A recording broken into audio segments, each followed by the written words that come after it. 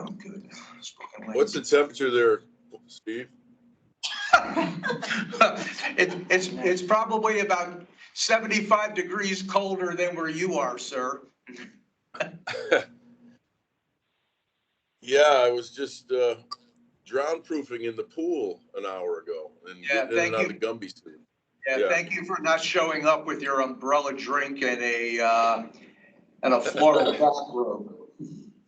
Not today, but you know. Yeah. Okay. Oh, there it is. The sun is hot when it's shining, but it rained today. No, it's a working vacation. And Garrett's in Hawaii, so you know. Yeah. I'm hoping he drops in here. Well, if he's on Hawaii time, that means he's 15 minutes behind us. Steve? Dave, do you want to text him? You might, or I guess I'm doing it right now, just so that everybody knows this meeting is being recorded, and please remember to say your names when you're speaking so that people who are on the phone know who's talking.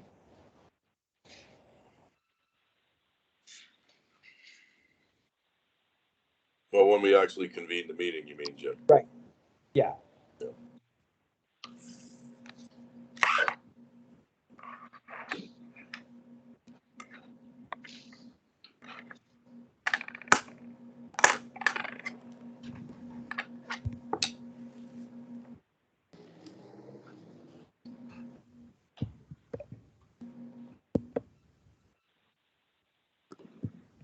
So I will take some kind of adult supervision on when you'd actually like to start. I'm ready, Steve. As far as Aves, the rest of the commission, Paul. Okay. Maybe Garrett will join. And if and when he does, I'll make sure it makes the record that that's happened. Okay, Diane, would you mind taking the roll?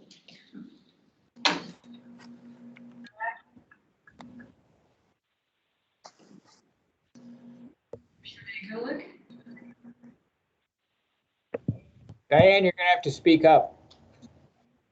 Closer to the mic. Start again. Commissioner Mackey. Commissioner Mankulik. Here. Commissioner Mailer. Present. Commissioner Robbins. Here. Commissioner Rotan. Here. Did I pronounce that right? You did. Commissioner Seltzer. Here. Commissioner Thompson. Commissioner Thompson. Aves, you're muted. You're muted, Aves. Yeah, there you go. Commissioner Ward. All right. Commissioner Wong. And did you call Commissioner Robbins? Mm-hmm. Okay, yeah. Aves is here. I can see his face, but somehow stuck on mute. Yeah, still muted, Aves. Down the bottom of the screen in the middle. Has the administrator muted him? I have not muted anyone. Okay. Aves, down the bottom of your screen next to the camera is the microphone, and there's a line drawn through it. Touch that.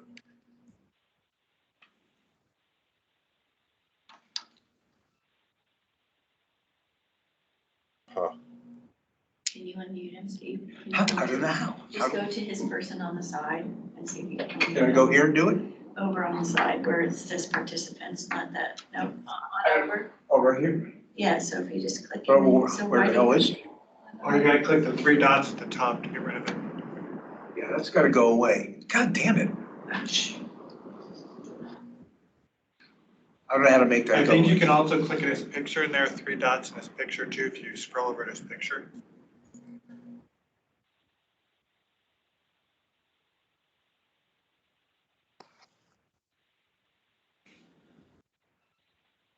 It looks like there's a few people waiting to join as well.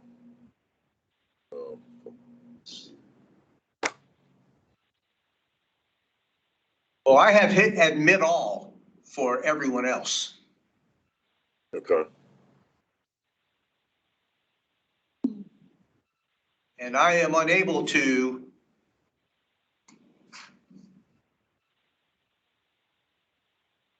unmute Aves. Maybe log out, log back in, maybe.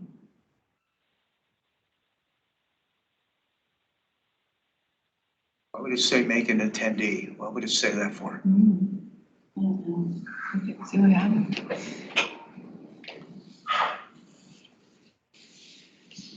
Hey, Aves, maybe a good idea would be to exit and come back in and see if it changes anything for you.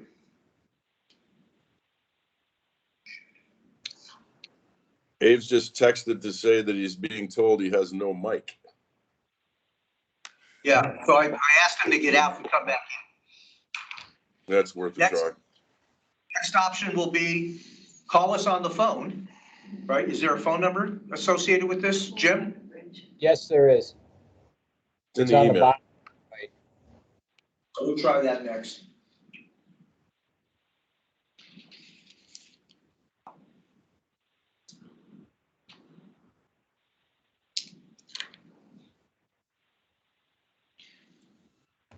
Technology's not whose side. You guys have a quorum. Well, in the meantime, why don't we try the self-introductions of those present, since we have some new commissioners who I have yet to meet.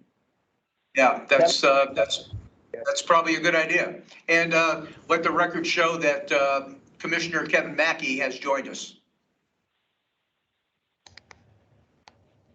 Hi, Kevin. Hi, Kev. Sorry for being late. How's your start, Ron? What's that? Abe, back. There's Abe's. Still muted. Yep. Still Abe, I muted. think Yeah. you're gonna have to call us on the phone. Why don't you give him the phone number in case he doesn't have it? I believe he's got it. He's dialing. Stuff coming from.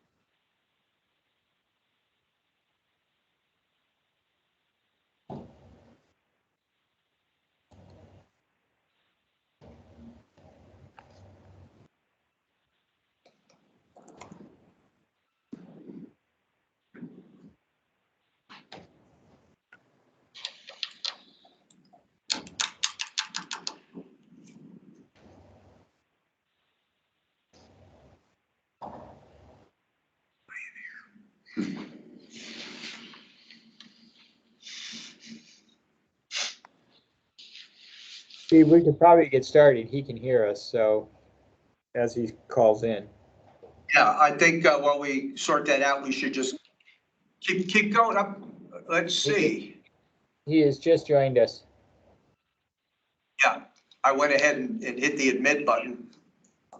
Okay, Ames, can you hear us now? Can you hear me now? Yes. All right. Okay, great.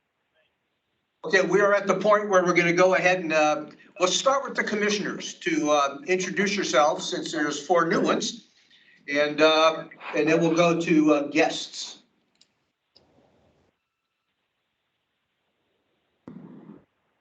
So, why doesn't the old guard start?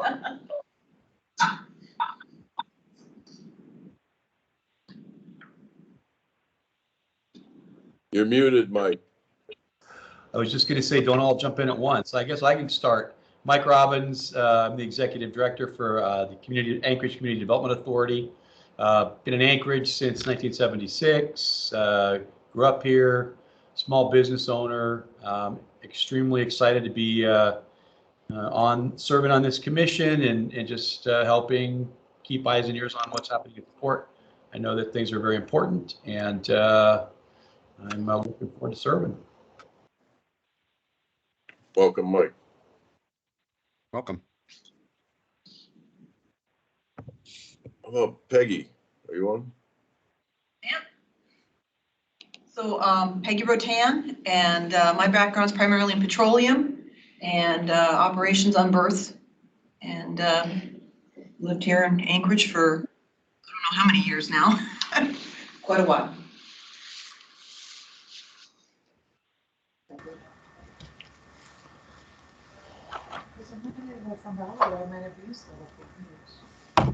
Oh, they're coming back here.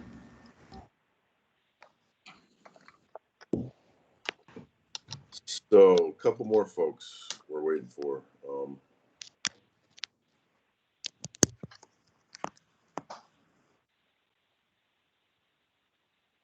Scott I'll go Lynch. ahead. Yeah, I'll go ahead and do my introduction. Scott Selzer, currently the president at Udelhoven. I've been in Alaska for about 15 years, primarily oil and gas up on the slope, and then just a lot of overall construction, both industrial and commercial in Anchorage and around. Welcome. Thank you. Scott. One person left. The longshoreman, I believe. Chris Mankiewicz, longshoreman for Anchorage Independent Longshore Union. Born and raised in Alaska. Born in Anchorage, but currently living in the Matsu Valley. Welcome. Well, I guess we can. No, sorry. We're going to go to the guests now, Steve, then?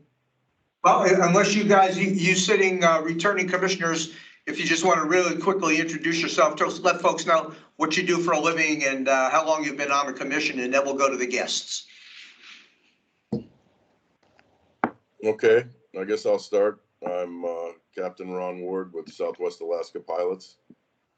Been a commissioner off and on since, what, 2010 or something. Been the navigator, bringing ships into the port since 93. Afternoon, everybody. Paul Mailer, Marathon Senior Port Captain for Alaska. Came up to Alaska in the Coast Guard, 26 years in the Coast Guard, retired up here as the captain of the port for Western Alaska. Been a commissioner for a little over a year now. Thanks. Kevin?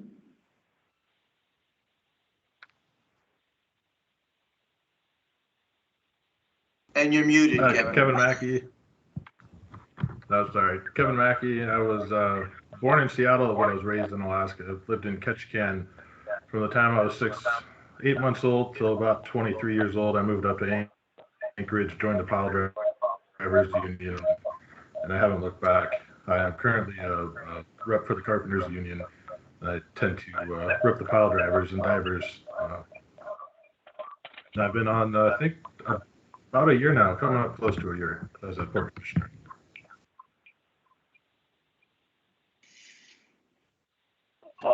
I'm Abe Thompson. I spent 20 years at DOT, 24 years at DOT, regulating commercial vehicles as the director. And I then spent the next 13 years as the executive director of the Alaska Trucking Association.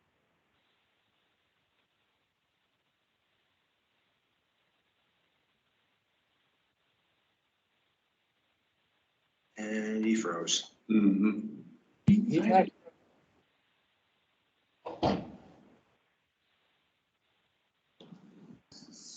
Abe's,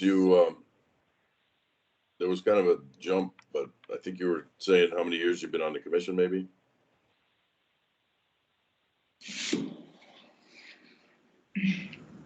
I think he's good.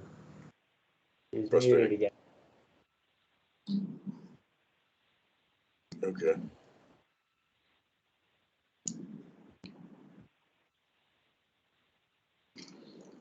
Okay, well, let's go to the other guests while we figure out those technical things. Let's see. Let me attempt to walk down the list. Well, for the port staff, we'll do the folks here in the room first. Steve Rebuffo, Port Director. Paul Rackus, Port Safety. Cheryl Beckham, Port Finance. Brian Wagon, the engineer here at the port. Okay. And, go ahead, Jim. I was gonna say, Jim Jager, I'm actually just in the next room running the recording and business continuity and security. And that's the extent of the port staff who are physically here today. And I'll talk a little bit more about where folks are when we get to the port director comments. But let's go down the list. Bert Mattingly, say hey. Yay, Menzies Aviation. And who is Alex Anna? Hi, really nice to meet you all. I'm Alexandra Salmon, the president of Igiagig Village Council, which is on Lake Iliamna. And as you know, we probably get 90% of our goods from Cook Inlet. And our village owns a rock quarry at Diamond Point on the inlet side. So we're very interested in your port developments. Well, welcome. Good to have you here. Brianna. David Ames, say hey. Yes, hello. My name is David Ames. I'm the incoming program manager for the Port of Alaska Modernization Program, transitioning with Jeff Boole at the moment. I'll be moving up to Alaska in January and looking forward to leading the program forward. And where are you on the phone? Where are you coming from right now, David? I'm actually in Bogota, Colombia, where I'll be moving up from. I have been living in New Mexico, but I lived down here for 8 years, so I'm buttoning up life down here and moving up to Alaska. All the way from Colombia. I just think that's so Quite cool. the transition. That's so cool. And we got Craig Valdez. Introduce yourself, please. Yeah, I am Craig Valdez. I am the staffer for Senator Holland. He just wanted me to listen in today and just keep track of how the port's going due to the interest the state and everyone else has involved with the port right now. Thank you, Craig. And you've been here for the last few, so welcome back. Thank Dave you. Karp.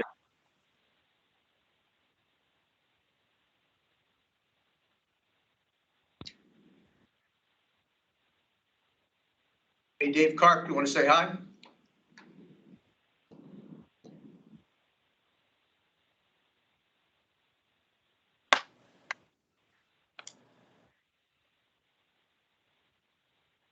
Okay, well, Dave is from Saltchuck, and I think he's also sitting in and listening in for Alex Hofling, who's back in Seattle. Everybody who knows Alex from Tote, he is now the president of Tote Maritime of Alaska, so he's splitting his time between here and Seattle, or Tacoma, I should say, for the time being. Pat Duffy, say hello. Hey, good afternoon, Pat Duffy, Petrostar. Dylan? Dylan Faber, Community Affairs Manager for Matson. Okay, now Travis said he'd be in and out, so I'll assume he's on the out part of his time this morning. But Travis Frisk is the municipality's chief financial officer, and he assured me he's just listening in. So welcome, Travis. Kathleen, want to say hello?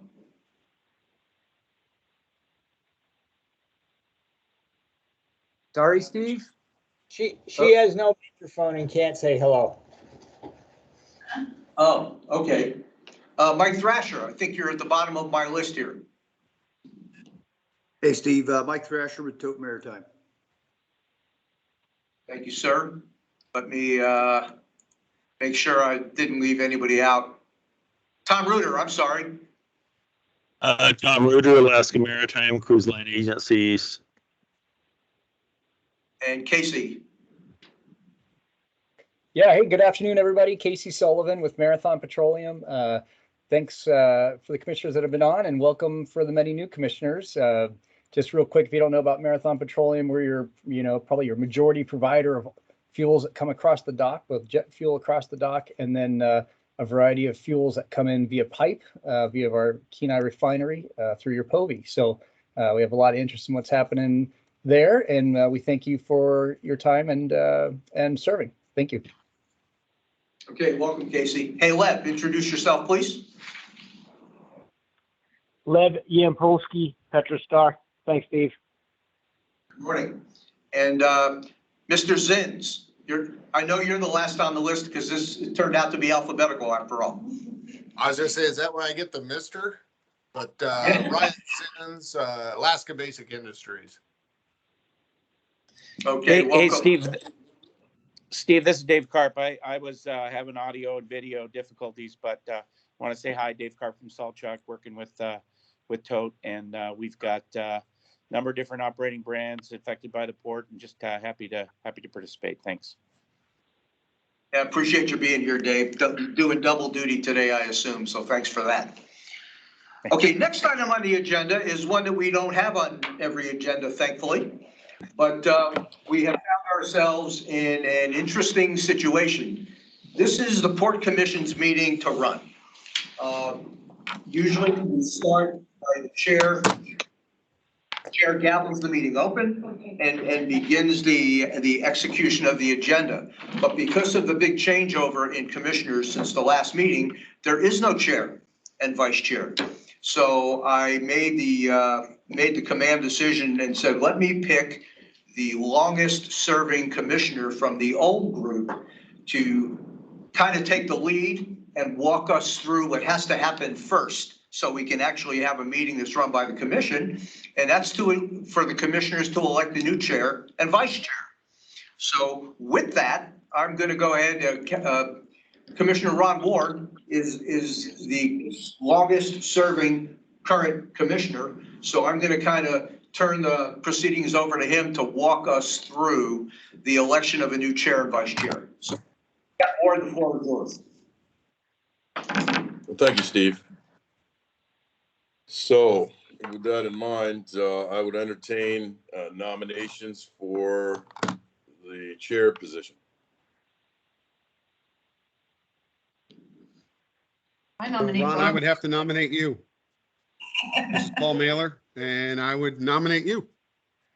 Well, thank you, Paul. I think Aves was trying to say something. I can't tell what it was, but why doesn't Aves have audio again, Jim?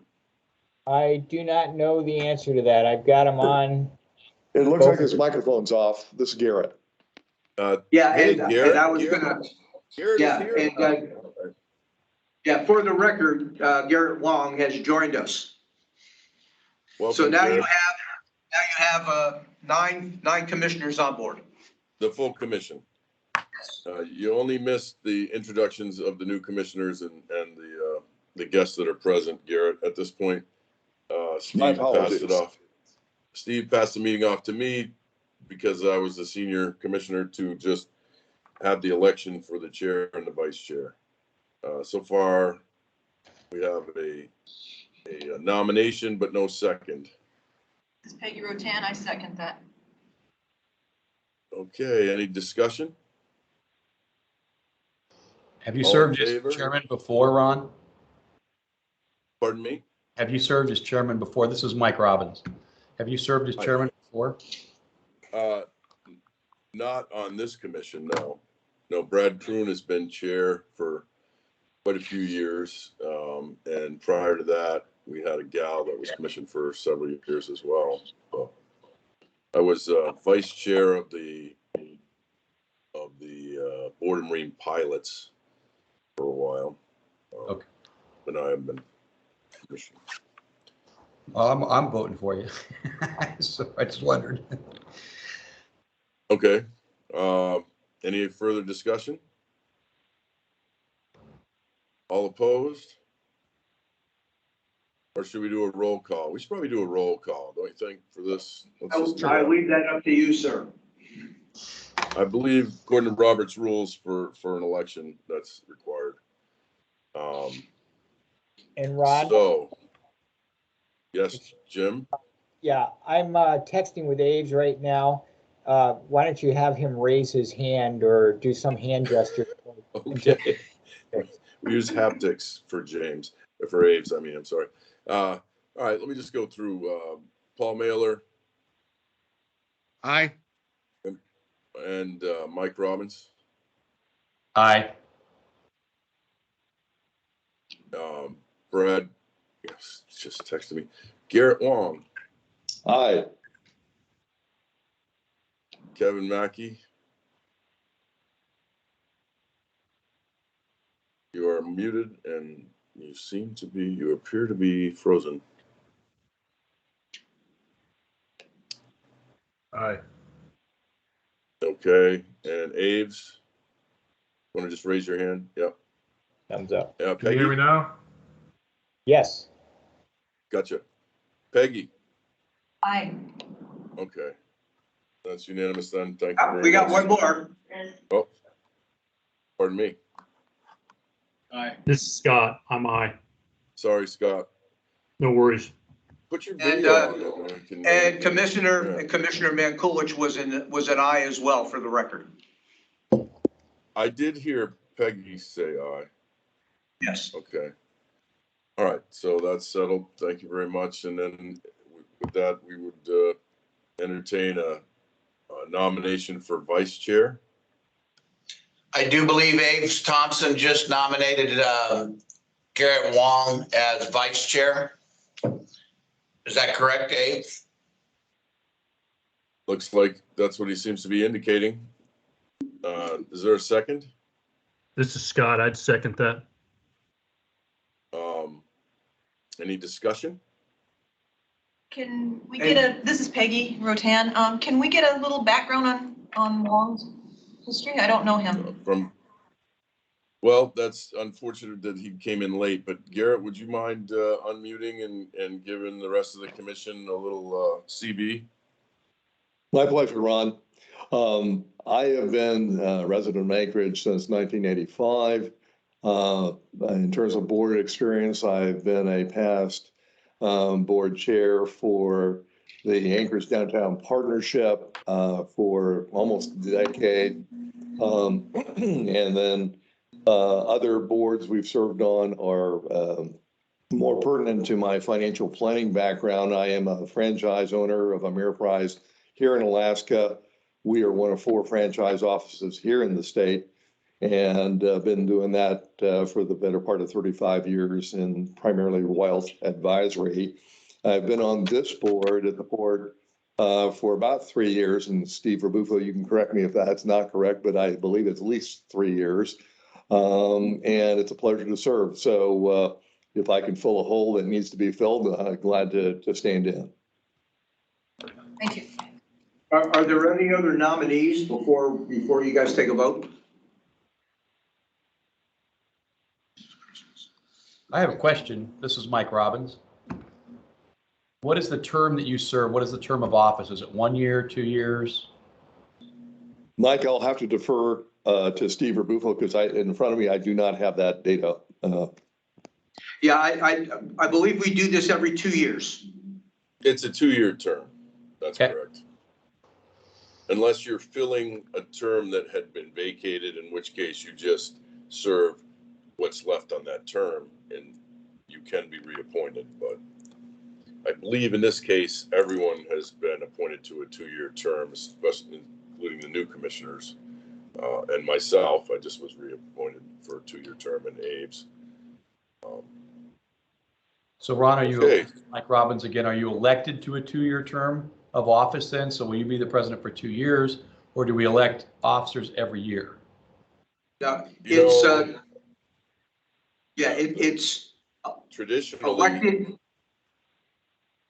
You are, once elected, until you leave, you are the chairman or the vice chair. That's been my experience. Steve, do you have something to add to that? Because that's nope. That's what I just said. We will do this again in 2 years. Okay. Thank you. Well, any further discussion? Are there any other nominees?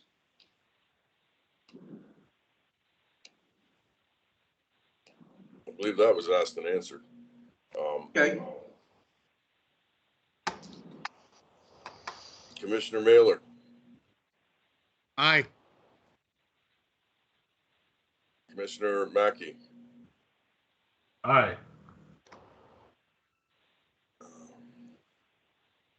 Scott, Aye. Commissioner Robbins,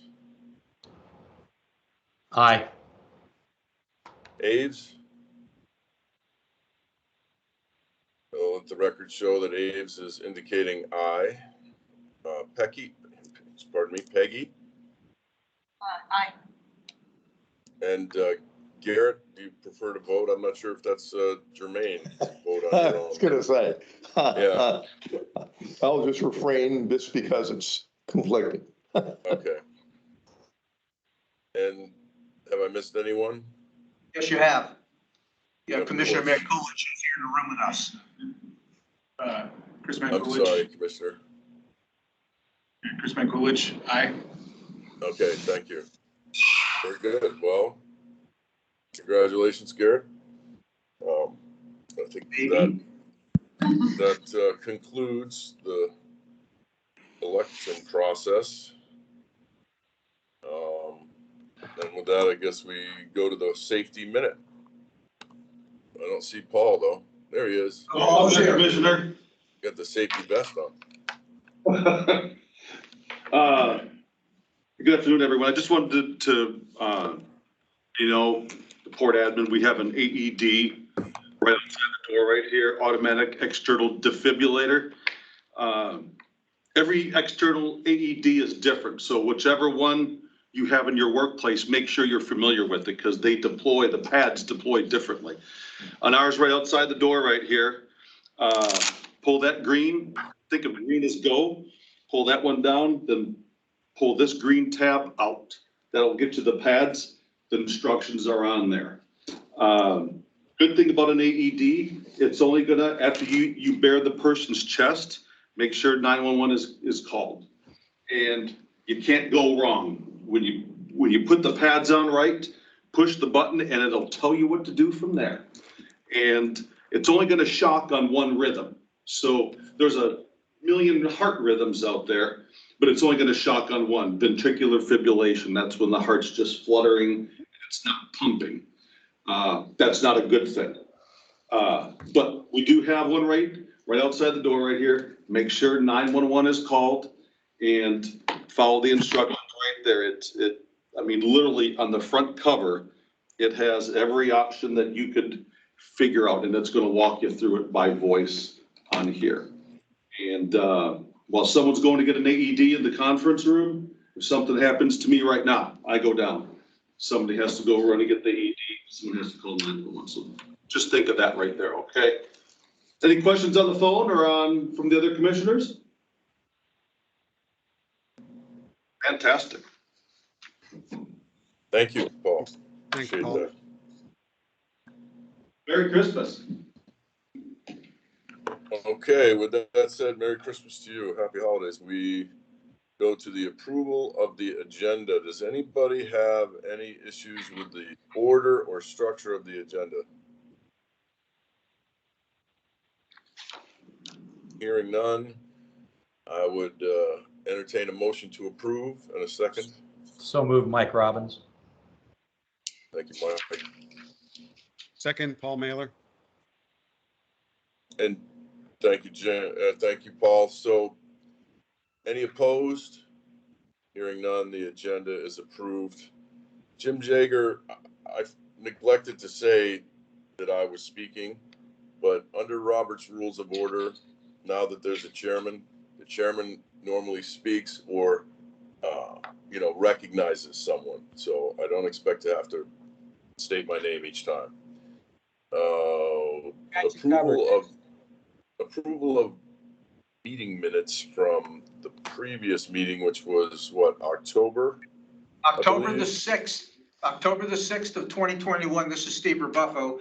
And I apologize. I thought when I submitted the agenda for this meeting, I had put the date in it. So I'll take the hit for this not being correctly stating that the date of the previous minutes that you guys need to discuss, which I hope you got in advance, was October the 6th. We did get them Friday, I believe, or before that, actually, from Jim. Thank you, Jim.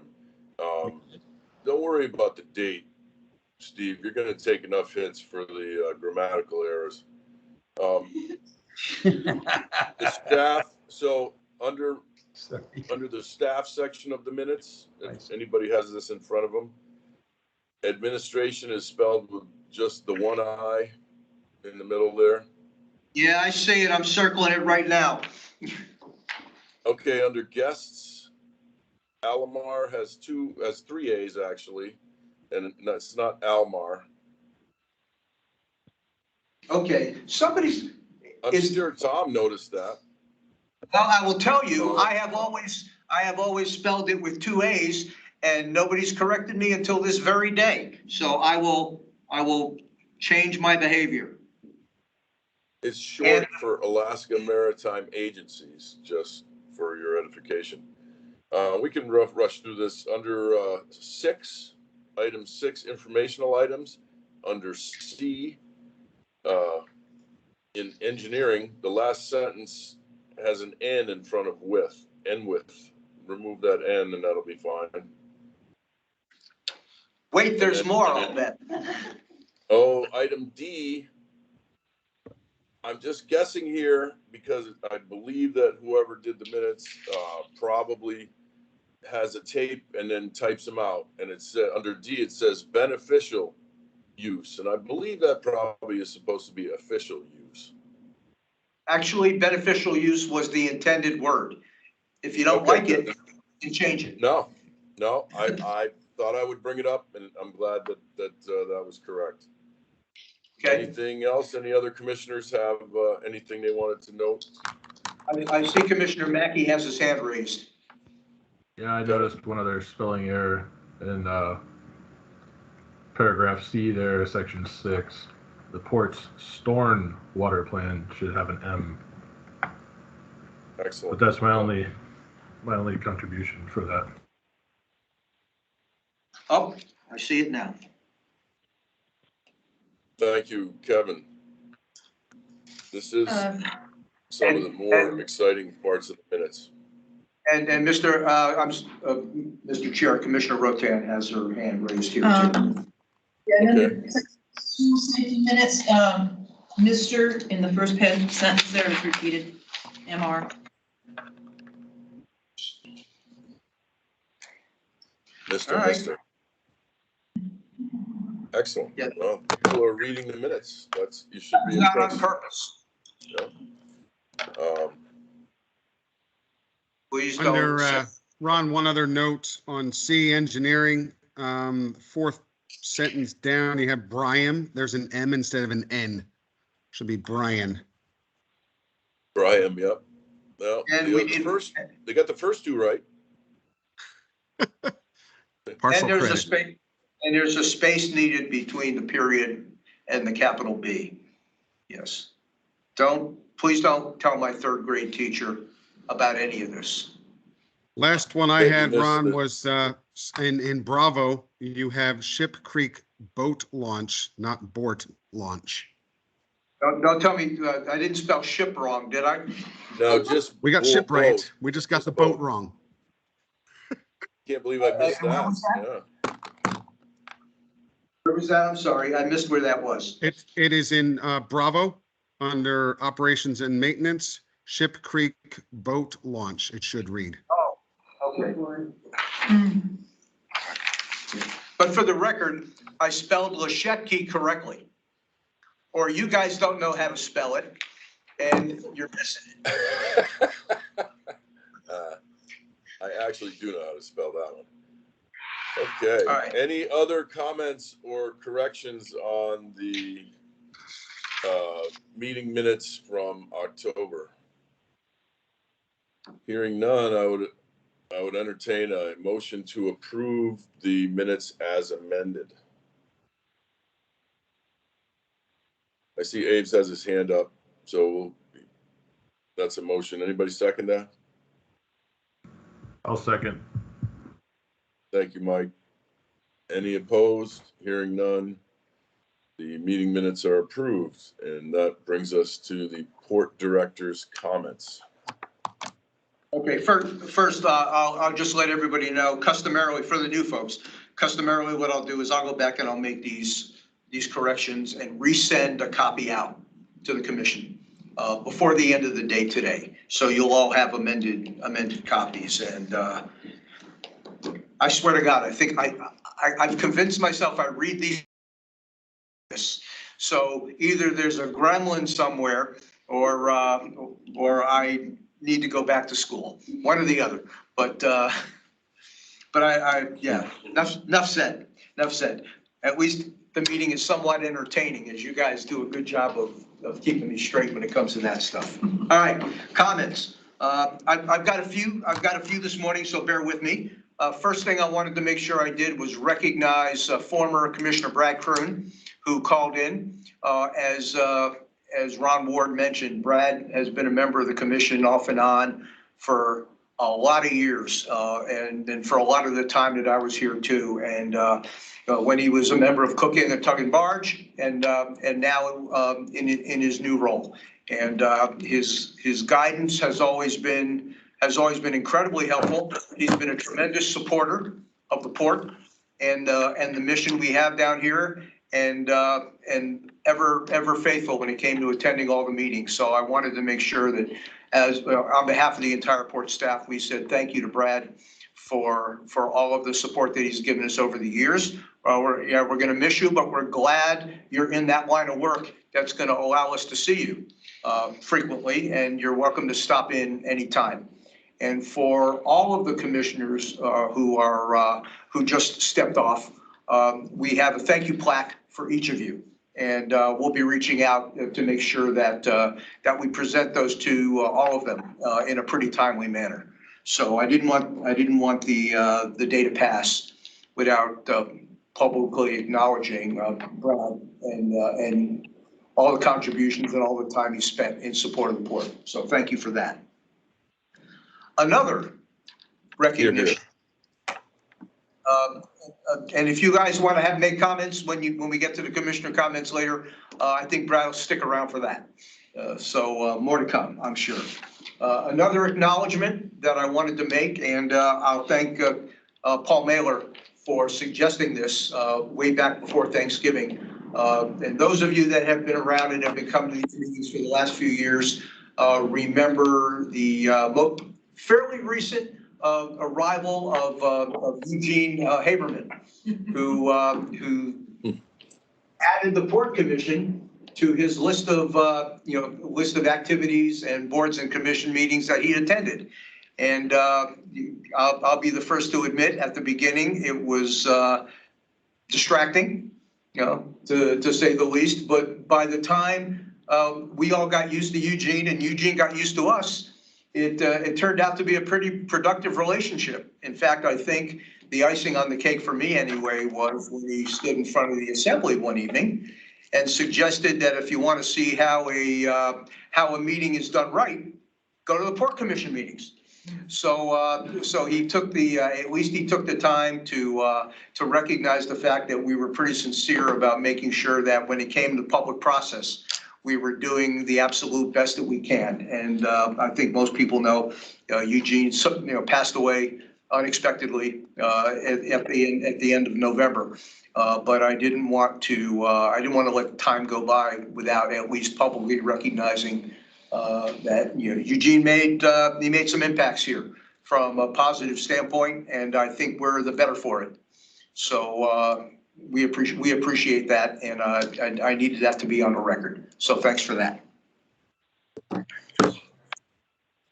Also not present with us today is a operations and maintenance superintendent. Shannon Martindale's last day with the port was yesterday. She handed me her letter of resignation a couple of weeks ago. She is going to join her family's business. And she got an opportunity to go help out, with the family business. That's, I think it's heavy equipment maintenance is what they do. So she resigned, and we immediately went into the hiring process. And we have a new director, new superintendent of operations and maintenance, who's going to start in January. And I think those of you that have been traversing the port for the better part of the last 14, 15 years know who it is. It's Captain Ronnie Poole, who is making a career change from being part of the security team down here, and is coming over to be the new superintendent for operations and maintenance here. And as I mentioned in the email I sent out to all the commissioners, but I'll repeat myself for the guests, is, Ronnie's got 20 plus years down here at the port. He knows everybody. Everybody knows him. The amount of time it's going to take him to spin up is minimal. So I don't anticipate that we're going to have any problem once he's actually sitting in the chair. The challenge for all of you is that you're stuck with me for the next couple of weeks, driving that train with Ted Fry, and we will do our best not to gum it up in 2 weeks' time and give Ronnie a mess to clean up. But his first day will be January the 3rd, and you'll see his smiling face, and you'll hear his voice the next time we have a commission meeting. So we're excited to bring Ronnie on board and get this new chapter in his life going. It's going to be a good one. I think we have a good guy here on board. Item next. Sharon is not here.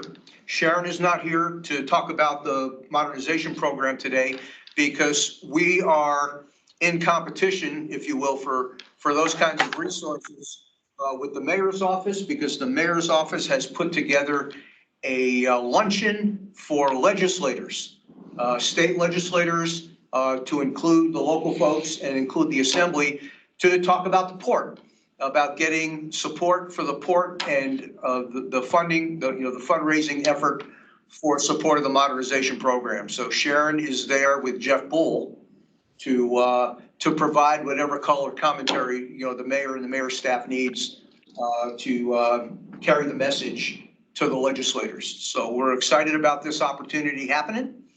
We hope something productive comes out of it. And I can't think of a better person to speak on behalf of the port at that but Sharon. So that's where she is. Sitting in today for Sharon to talk a little bit about the modernization program and to give you a little bit of a glimpse into the reorganization of how it's going to be managed is David Ames. David introduced himself as Jeff Bull's replacement. So for those of you that don't know, I think you all know Jeff Bull, but that don't know that Jeff is elected to retire. And he'll be retiring end of January, early part of February. In the meantime, he is working more closely with the 8th floor to oversee the program. So and David will tell us a little bit about that, but he'll also take a few minutes and give us what's been happening with the modernization program, particularly the PCT, between our last meeting and today. So when we get to that part of the agenda, I'll turn it over to David. Item next for me is, I think everybody got the email from me about the, at long last, the Court of Federal Claims has issued their ruling on what we call the Marad lawsuit, more formally the Municipality of Anchorage versus the United States, which sounds pretty damn ominous, but it's what we all know as the Marad lawsuit. And as I mentioned, in passing on the email and the judge's ruling to you all, it was a favorable ruling on our part. So if we want to get snarky and start saying we won, we can do that, and we got the documentation to back it. A lot of heavy lifting and a lot of hard work and a lot of data collection for the last 6 years went into getting to this point. I'm excited by the outcome. For those of us that lived through the old expansion project and are still around and feel our comeuppance is long overdue, are pretty happy to see things go the way they went. And now what's happening next is the judge has directed both sides the plaintiff and the defense, he's given them 10 days to submit supporting documentation for what they think the damages should be. So we're 5 days into that homework assignment from the judge. I'm pretty sure the municipality has that in can already. And whether they've submitted it or not, I truthfully don't know. But we're not going to have any problem meeting a 10-day deadline to provide the judge what he wants. And then it's up to him how long it's going to take for him to give a ruling on the damages. I'd like to think it'll be shortly. I think he's got a retirement date in mind, and that might play into this. But I don't want to get too optimistic about that. Nor do I want to stay a little circumspect.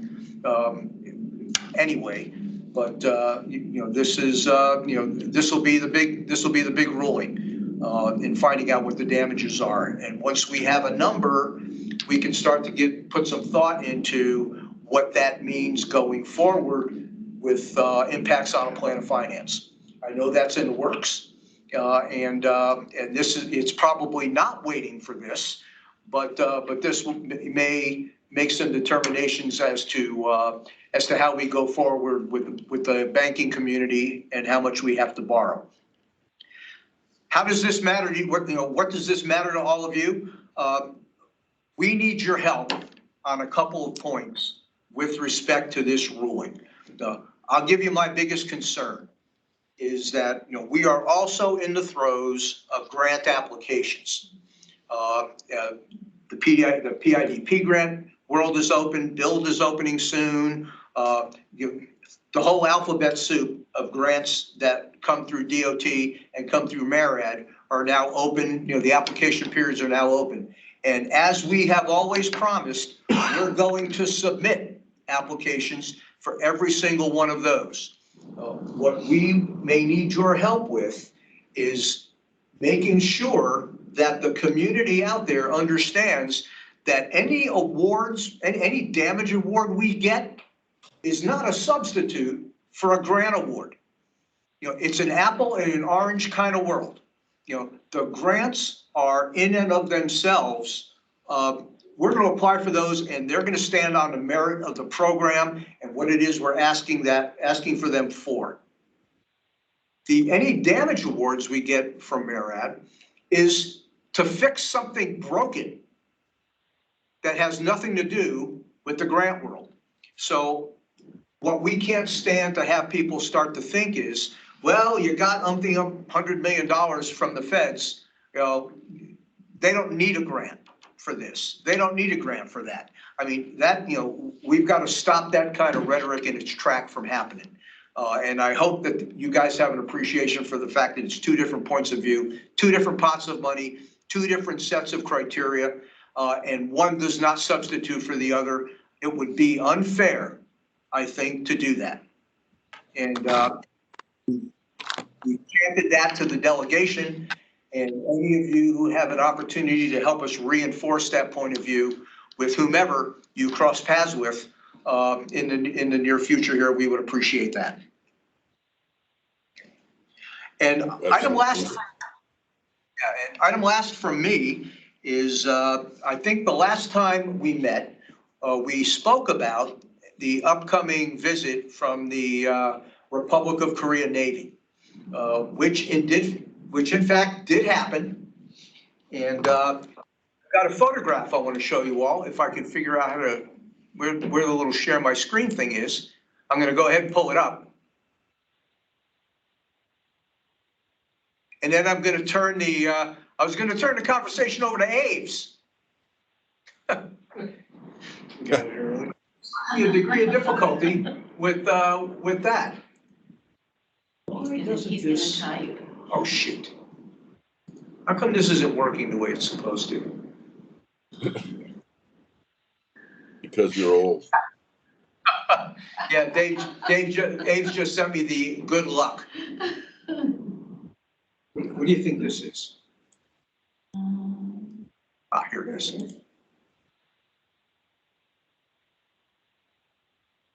Now what do I do? Yeah. All right. Can everybody see this? Yeah, please tell me you can Yes. see that. Yes, we Yes. see it, Steve. Okay. Yep. What you are looking at here, the gentleman on the right in the man basket waving is Commissioner Aves Thompson. And I don't recall the name of the gentleman to the left of him, but here are two Korean War Army vets who were invited by the Korean Navy to come down for the only two people from Anchorage who were given a tour of the vessels by the Korean Navy. And I think they got the red carpet treatment while they were here. And we wanted to show this off for you and give props to Mr. Thompson for coming down here and doing that. And I wish we had a better comms connection with him because he's probably got some pretty cool stories to tell about the whole experience. But I did want to share that. Now, how do we get rid of the rest of this chunk? Am I done? I'm done. Am I back to all of you?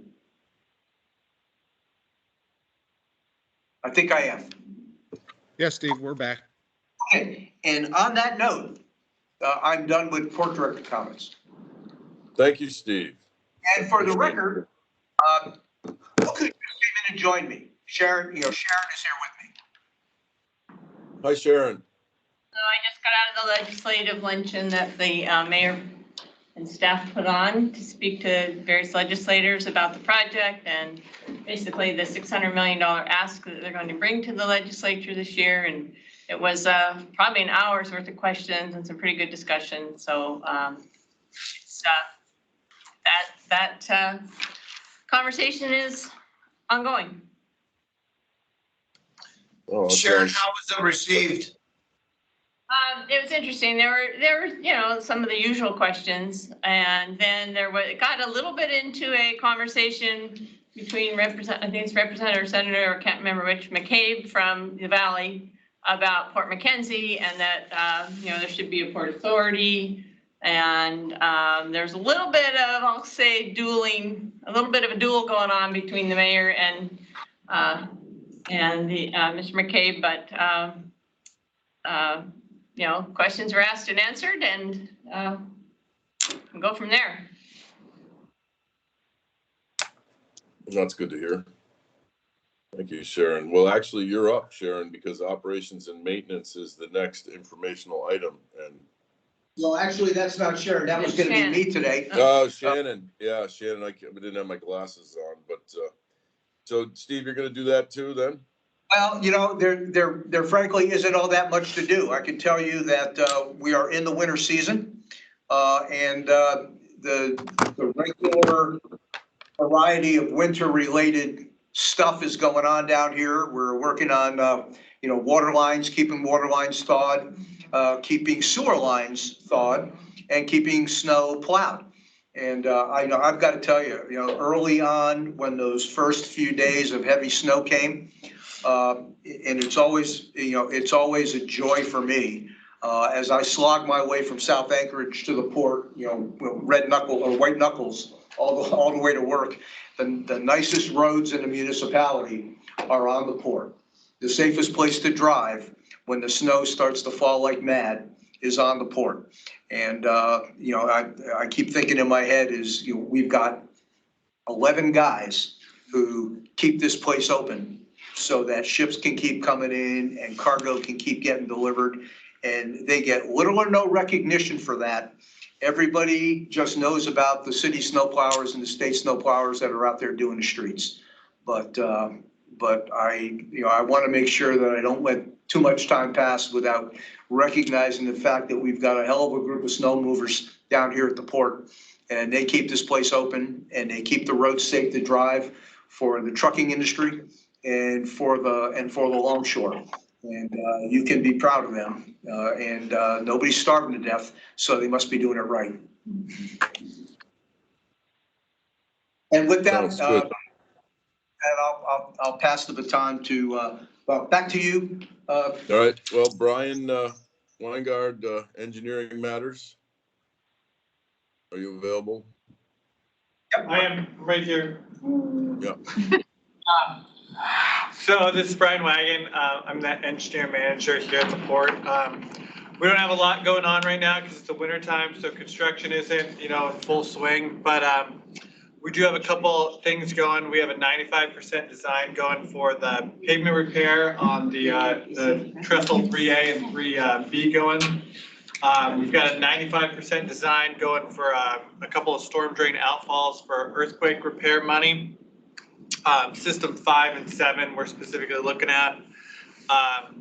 Then I'm reviewing the legal document for the new Matson tie down, and then we're currently looking at some minor damage to the line guards out at the port that we're fixing. So what's going on here. End of report. Was that line guard damage due to the odd pipe protuberance on the Korean support ship that was in a month before last? Okay. Yeah. We did a epoxy spray to protect the rebarb, and then we're going to come back in the summertime and put down the concrete, because concrete, doesn't settle well in the wintertime. Unless you keep cold weather. Let's keep it warm, but. Yeah, you'd have to build a box. And well, thank you, Brian. Does any commissioners have any questions for either Brian or Steve? And I apologize for not asking if there were questions before Steve finished. Here none. I have a question. Okay. The two pots of money that you're talking about as far as grants and winning lawsuit. So the lawsuit is a pot of money that was Anchorage's to begin with, right? It was something that they spent. And so it's essentially our money. It's not. Yeah, it's money that was raised in support of the old expansion project that has resulted in unusable and real estate that needs to be repaired. And raised from where, taxpayer, federal grants, port contributions, borrowed dollars. It was a mixture of all of those. Chris Coolidge for the record. I want to be able to make an informed argument if arguing. No, and I appreciate that. So, but it was our money that was essentially wasted in state grants. Yeah, and state money as well, state grant money as well. Yeah, port, federal, state, and port. That was all turned over to MARAD to manage and produce a product we could use. Is there a breakdown available of the different monies? I think there is. We can go take a peek and look. Okay. I'll take the note to try and track that down. Okay, thank you. And I think that's part of what this. Steve, this is Travis Frist, CFO. I would, at this particular point in time, say that we all just need to step backwards from this and let the decisions become final. I know we won, but we don't know what a settlement is. So doing any kind of work at this particular point in time would be fruitless, in my opinion. Specific to what the money can and has to be used for, it could be defined in the final judgment and decision. So at this point, I would caution everybody about even discussing the settlement at this time. I think it's good to know that we have won, but we don't know if it's $1 or $300 million. So at this point, I would just say, let's pump the brakes a little bit on any kind of discussion or looking for information and trying to break down what's where and how, because that may be all spelled out in the final decision. So just my suggestion at this point in time. So it goes back to, we can't quash the conversation with somebody if we don't know what it's about. So we just don't have it at all? Is that what we're saying here? Well, let me ask you this, Travis, because we know what we've given to the feds as top end number. Is it okay to kind of define how that number got created? When you're saying top end number, I apologize, what are we at? What do you mean by top end number? Well, when we asked for damages in the lawsuit, I believe the number was $367 million. I think what Commissioner Mankulich is asking for is, how did we come up with that? That's a great question. I don't know how we came up with the damages that we requested. That was before I took over, and quite a few years back. Granted, we could go backwards and look, but at this point in time, just because we requested $368 million doesn't mean we're going to get 368. So again, I would just say, let's just wait for the final decision and the final settlement number. You know, my understanding is that could be as soon as the end of the month, but it could take longer. There's appeals. There's all kinds of things that can happen. And again, we could get tied up for years and years and years with additional appeals. So at this point in time, I would just say, let's pump the brakes a little bit. Let's keep pursuing all of the grant money that we can get our hands on, because every dollar we get of that actually benefits in multiple ways. So at this point in time, I just think it would be fruitless to go and try to dig up a bunch of information when we don't know what we've got. So, and all I was getting at was, you asked us to steer the conversation in a certain direction, right? Like we want to go after these grants, right? So right now the answer is, we have $0 coming back from that. We need these grants. Yeah, yeah, and any money we get from the settlement shouldn't be counted as having gotten a grant. Which satisfies what you want and what he wants. I think so. Okay.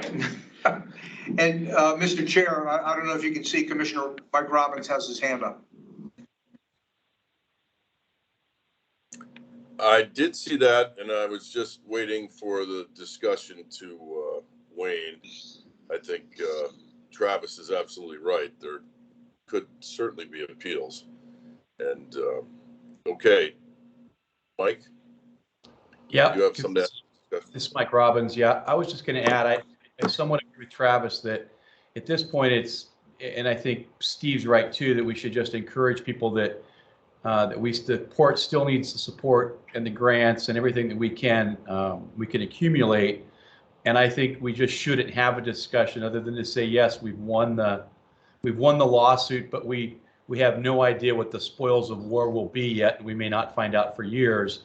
So it's important that we continue to pursue every funding opportunity for the modernization that we can.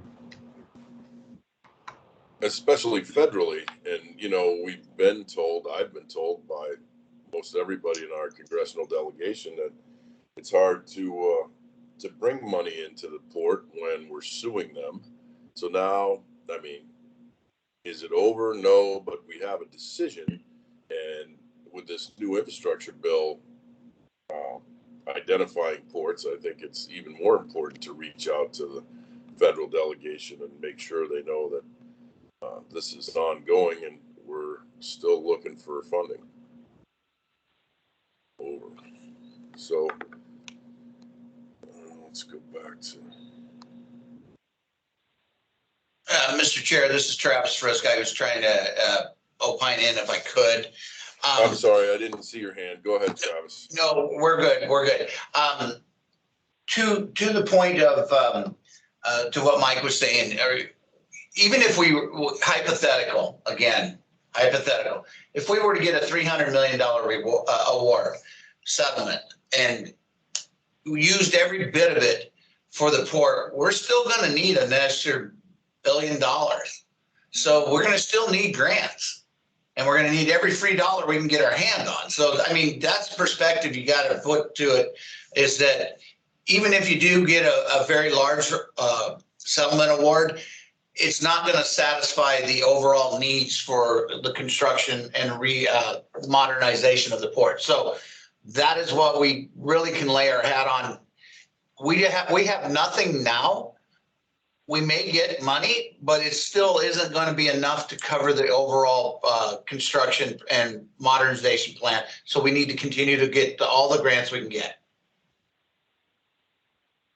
Thank you, Travis. I think that's absolutely correct. We need all the money we can get. Sharon has returned. So Sharon, would you like to bring us up to speed on the modernization program? I heard a nasty rumor that the PCT was going to be even later than we heard at the last meeting. Over. Let me take that. Well, you know, Sharon can take it, but David is here. It's Sharon's turn. Port modernization program. Yeah, I'll speak to the PCT, and then David Ames, you've introduced David already? I did, yes. Okay, then he'll talk about the going forward stuff. The PCT is so close, but we don't have the cigar. And that has to do with some delays of some materials, and partly the cold weather, and partly some things we're still resolving with the contractor. But we're looking at how soon we can get substantial completion, at least for shallow draft vessels. The team is working on that right now because the marine work is done. Marine work is done. So everything else that's on land side, yes, it's cold. Yes, it's taking longer. Yes, we might not have the winches yet, but when they get here, we should be able to put up a tent and heat and get these things done. So pressure is on from us and the project management consultant to get to early as a completion as possible. Now, there are still some items like south floating dock relocation is part of the PCT contract now, but it has nothing to do with the accepting the functionality of the PCT. So we're not considering that necessary to accept the PCT, the trestle and platform. There are some anode sleds that won't be done till next summer, but again, that we have a temporary cathodic protection program in place, so we're not looking at that as essential to opening the facility. What is essential is finishing up the ops building, finishing up the host tower, and some items like that. Some additional, there's still some additional electrical, some work to be done at the POBI, but we are leaning hard on the contractor to keep making progress on that. So that's where we are with that right now. Thank you. Okay. What about the okay, projection? The car. Oh, sorry. Sorry, Dave. I was just okay. I guess Dave will probably answer that. I'm just wondering when you anticipate it being ready for use. Well, that's what I'm saying. We're looking at right now. The team is working with the contractor to put hard dates on these deliveries of final materials. We're talking with the insurance companies about taking stuff off of the builder's insurance, putting it onto the city insurance. So I'd love to say January 12th at 2 a.m., but I can't say that. I'll have to stay tuned, but I can tell you that, and when I was a contractor, I busted my butt to meet my final completion dates and bringing pressure to bear on the contractor, and as far as we legally can. That's all I can tell you right now. We do expect those winches sometime this month, though, and the host tower stairs, we have temporary stairs in place for that, so. The winches for pulling the lines to the quick release hooks you're talking about, Sharon? Correct. Ah, great. Okay. Well, for pulling the line, I'm sorry, the winches are for the hoses. Okay, yeah. So those are different winches. To move the arms, yeah, sorry. Yeah, the winches are for the hoses. And then the other thing that we need to do is, of course, the commissioning and all the practice stuff and all the testing and training. And we're just scheduling that as much as we can around people's holiday absences. And again, my parents made me work through holidays when I was in the construction business, but I guess that isn't always true these days. I don't know. So there you go. Those were your kids. You're damn straight. Yeah. Well, thank you, Sharon. Any questions from the commissioners for Sharon before we go to Dave? I see Scott has his hand up. Scott? And Kevin too, looks like. Yeah, I see Kevin as well. Scott, you're muted.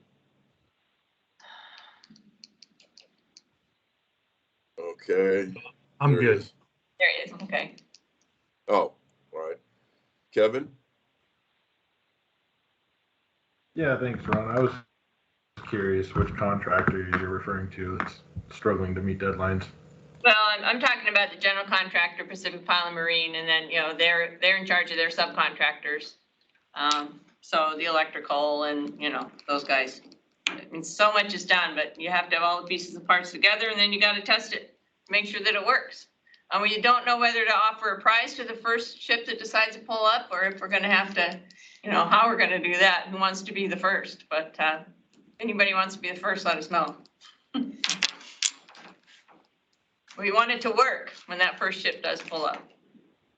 I think that's essential. Absolutely. Well, thank you, Sharon. I don't see anybody else's hand up. Dave? All right, to talk about the next phase of the project, the cargo docks, preliminary design and permitting are ongoing. There should be an initial draft application being sent into the Corps, hopefully by the end of this week, if not early next, certainly before Christmas, to begin the permitting process for that.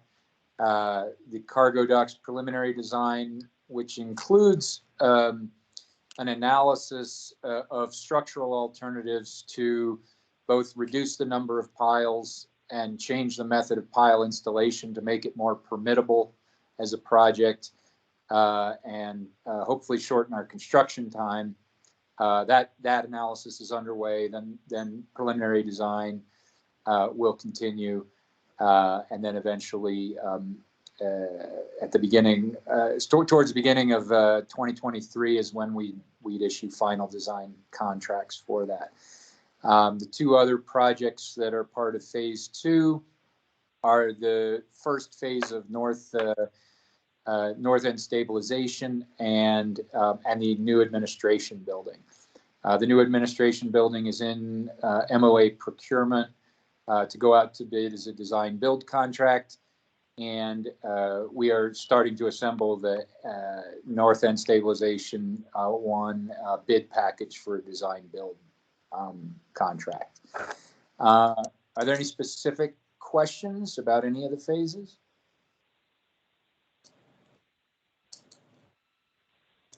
All right. Well, it's nice to meet you all. I'll be in future meetings, I imagine.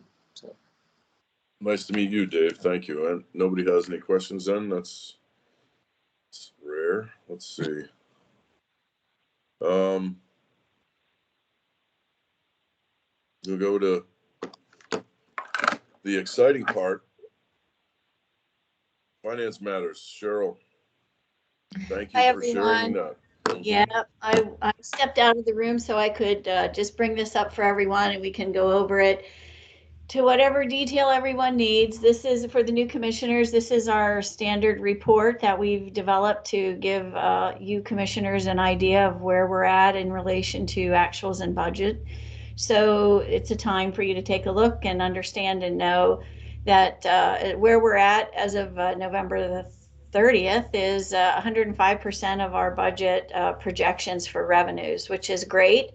This was the first year of our new tariff rates. So when the tariff rates were increased, it was always a wait and see kind of projection. So we were very happy to see all of the revenues coming in to meet the projections that we had, and we'll see at the bottom of the report, if everyone had a chance to take a look, we had the tonnage report, which looks pretty great at this stage of the game for 2021.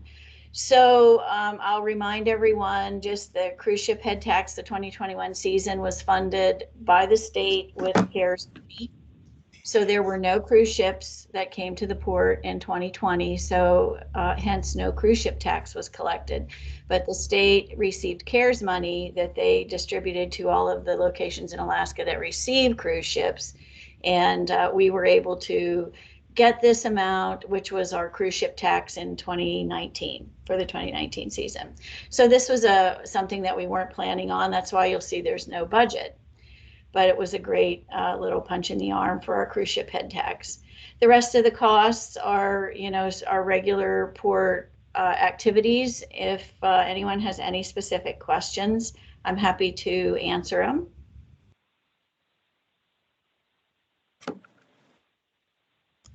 Okay, if not, we'll move on down to our expenses. The personnel services is just. Sure. Oh, Sure. You yep. actually have two questions. I think Paul had a question. Yeah, I'm sorry. Sorry, I go ahead, can't see the Paul. full screen. Sorry. No, Paul is, Hey, Paul is. Cheryl. Hand Hey, raised. Paul. Yep. Hi, Cheryl. I'm going to ask you the two questions I ask. I'm Yeah, that's all still, right. I would love to see a better breakdown of miscellaneous. Yep. I mean, we've talked on it before. It's a big number. Right. And to fully understand, maybe I would suggest another block to highlight that on what that Yep. is, because that's a big number for us. And I think it would be very helpful, again, to have that. And the second one is a line item that what are we putting aside for the future, for maintenance, repairs, and the future of the port, and showing that in a line item too, on a monthly basis or a quarterly basis. But those two issues, and I know you and I have spoke on this before, but it would be helpful when we're looking at this to be able to capture those two issues. Right, right. And so I have up on my screen, Paul, because I knew you were going to ask me the question. And I haven't, we've had several things that have gotten in the way of giving us a little bit further breakdown on the miscellaneous, but I do have on my screen, the actual details for this amount of money. And so what goes into this miscellaneous revenue line item is all the charges for our man baskets, our front end loaders, our Yokohama fenders when we sand everyone else's yards. If any of the people that come to the port need us to provide them with dumpsters. So it's really ancillary services that the port's able to provide and receive revenue for. So everything in this 71,000 that you see is all the revenue that we earned for sanding, any kind of loader work that's done, the boat launch fees at Ship Creek are in there, which aren't significant. I think I don't have an exact, it looks like about $3,000 that we earned at the boat launch this summer. There's included in here, this line item really is kind of difficult to say. We could do like ancillary services, which are man basket, loaders, sanders, that kind of thing, and then still have miscellaneous. But we can, I'll try to put something in for next time at year end, and I'll send it to you and see if it might be what you're looking for, Paul, and then we'll just, go from there. But it's kind of really just the man baskets and, just call a lot of the work that we do that we're able to charge for through the tariff. And, but yeah, we'll get something. Thanks, Cheryl. I appreciate that. Yep. And then what was the other one? Oh, and then what are we setting aside? So we have, so I would say what you can assume, we don't have any kind of accounts in the general ledger that we say, well, we're setting aside for any kind of, future work. What we have, you'll see, is our available cash flow is kind of a ballpark, a snapshot at this stage of the game with our expenses and our revenues. This is what will go into our port fund balance at year end. So the port fund balance is basically like what we have remaining from revenue collected versus expenses. So that would be like the best item on here that we could show you. That would be like, this is where we're at for 2021. Now that's, not an audited item, but I'm not sure if that's quite what you're looking for either. So, Cheryl, and this is really, it's a great conversation, but I feel, we've worked, there's a lot of great work happening for this modernization project. But looking long term, and you and I have spoken on this before, maybe to be putting money aside regularly so that there is a pot of money in the future as maintenance and issues will happen, and construction is going to happen. We did not inherit this money because that was never done in the past. But I think to be prudent and responsible to regularly, it's basically a savings account, right? Start putting it into there as a line item for the future of the port, when, they're going to have the things that they're going to need. And we've been responsible and have, pardon me, and have budgeted for that for the future and not leave anyone with a problem. So it's just, from an accounting perspective, it's something I think would be important. And I see obviously the money we have at the end, but a specific reserve account, if you will, that is allocated for the future would be something I would be, looking for. Right. Hey, Paul, this is Steve. Yes, sir. I'm going to give Travis first crack at responding to that, and then I have a comment along those lines that I'll add as well, if you don't mind. Perfect. Thank you. I actually Please, had my Travis. hand up so I could address that. So, what you would want to do at this particular point in time is if you start collecting funds for future maintenance, deferred maintenance costs, replacement costs, and such. One of the things that you'll want to do, regardless of the amounts, you'll want to specifically establish, and that'll be done through my division here.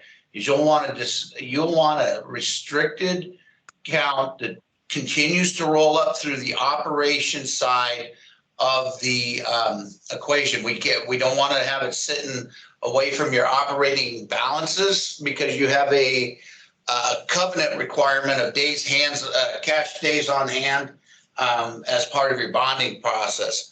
So, but you'll also want it restricted to the point that it cannot be used by any other entity or the municipality for any other uses except for the port. So that's where that restriction will come in, that it'll be a restricted, capital improvement project type account, which can only be used for the port and cannot be tapped by any other entity inside or the municipality's general obligations account or area-wide account for use in any other manner.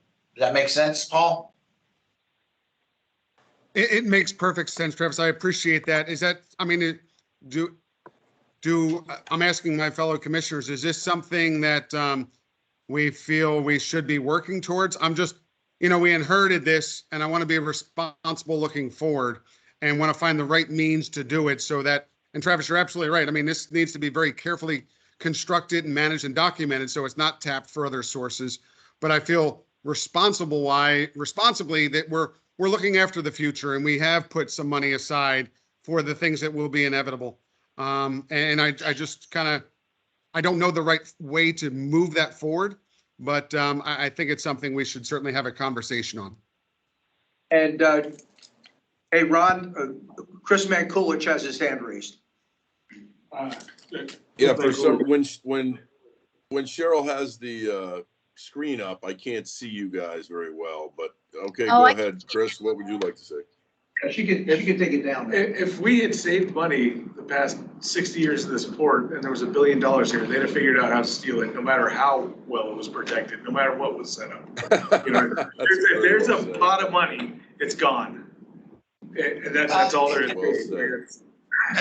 This is Travis again. I unfortunately, I'm going to have to disagree with you because of the fact that we have other accounts that are established within the municipality that are restricted that they cannot access. So if it's done appropriate through our division, we can make it to where it can't be used for anything but the port. So I get your concern. It's my concern as well that I don't want to have port users start paying into a fund that is to be used for deferred maintenance and replacements, 50, 75 years down the road, and have somebody come in at the last minute, or not even last minute, partway through and say, oh, you got a $30 million account? Well, thanks. I'm going to take $30 million and go do something else with it. No, that's not the way we would set and structure and specifically safeguard those kinds of funds. We have an $80 billion account right now that nobody can agree how it's supposed to be spent. You know what I mean? It was supposed to be safeguarded, and there's arguments over that. If there's a pot of money, they'll figure out how to siphon it. Like that's just one guy's opinion. All right. Well, I think we digress. I mean, let's move on to the next the next item because I understand exactly what you're saying, Chris, but I don't think we're going to change it. Cheryl, you can put that back up. Okay. I'd like to ask, a comment was made earlier about the new tariff rates. Can you elaborate a little bit on that? So the new tariff was accepted and passed by the Assembly to start on January 1st, 2020. So if you, Peggy, you can go onto the port's website and the tariff is listed there. And so in 2019 and 2020, the Port Commission undertook the job of updating the tariff rates. And so we went through the process, and there was, a public hearing and public comments and for the Port Commission, and then they voted, and then it went to the Assembly. So that's on the Port website. And if you want me to, chat offline, we can do that, and I can show you where that is. And actually all the Port tariffs, I believe, are on there. 8.2 was the last tariff. That was 2015 to 2019, and then the next tariff 9.0 is on the Port website, and that's a 10-year tariff, and that has all of the rates in there for the next 10 years. I gave you a copy of that when you came down. You have a copy of the whole tariff. Do I? Okay, I'll look for that. Thank you. Okay, does that answer your question? Yes, ma'am. Thank you. Okay, all right, sure thing.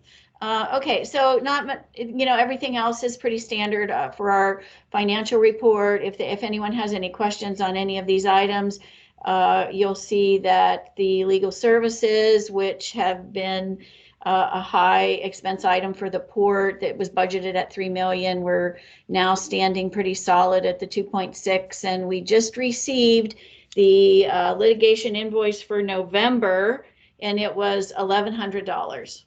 So I just wanted to let everyone know that we'll be probably able to come in under budget on that.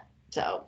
Well, Cheryl, let me ask you this. While we're on the legal thing, I have a specific question about that. I was very curious to find out. Maybe you don't know, maybe Travis doesn't know, maybe the municipal attorney doesn't know yet, but under this ruling that we've received, I mean, it's not unusual for the plaintiff's legal fees to be covered. So that might be something that is, the 30 million, 10% of whatever we ask for would cover our legal fees. Maybe that should be included, and I'm wondering if it is.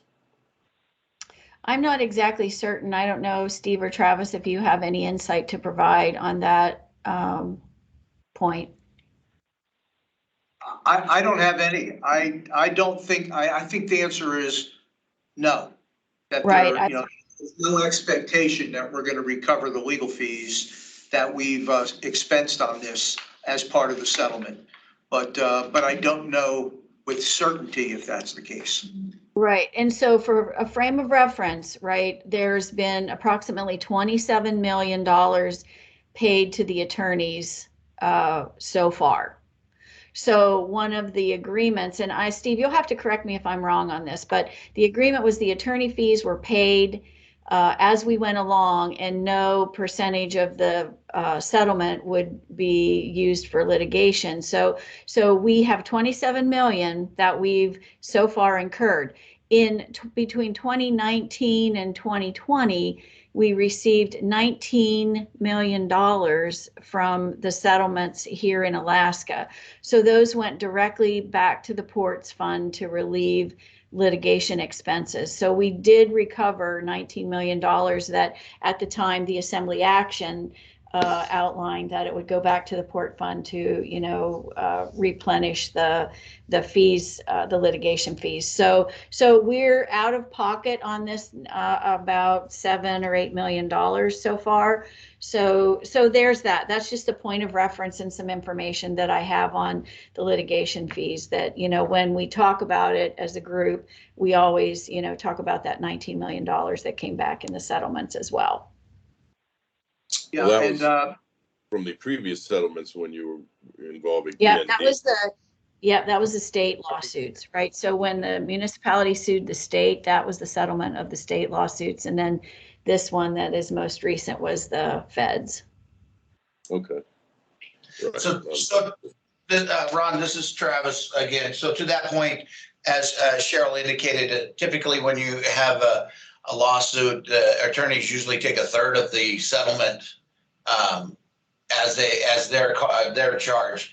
It appears that this one's a flat fee, but there's nothing to say that when the judge gives his final settlement award, that he doesn't award $368 million plus attorney's fees, at which case then we would get and recoup the legal services fees that we paid. Well, that's what, I mean, so this week, from what I understand, each party's got to send in what they're looking for. It seems to me we should be saying we would like our attorney's fees covered as well as whatever else we're asking for. I don't disagree. Yep, I don't have any info on that as far as what they've said, but Well, who talks to the municipal attorney? Does Steve. Who would do that? Steve? Well, What? Do you talk to the municipal attorney? I'll give him a call as soon as we're done. And just for clarification, we did not use the municipal attorney for this action. This is being handled by a third party. No, I understand that. I mean, obviously, if you used him, it would be significantly cheaper, I would assume. But who deals with our attorneys? Do you, Steve, or does the municipal attorney? How does that work? I can give, we have one municipal attorney who is the lead for the municipality and does all the liaising between the municipality and the outside counsel. So I will do this for you, Ron. I can't imagine that the outside counsel. I will reach out to him when this is over and find out if there was, if there was a request for recovery of attorney's fees, and if not, why not?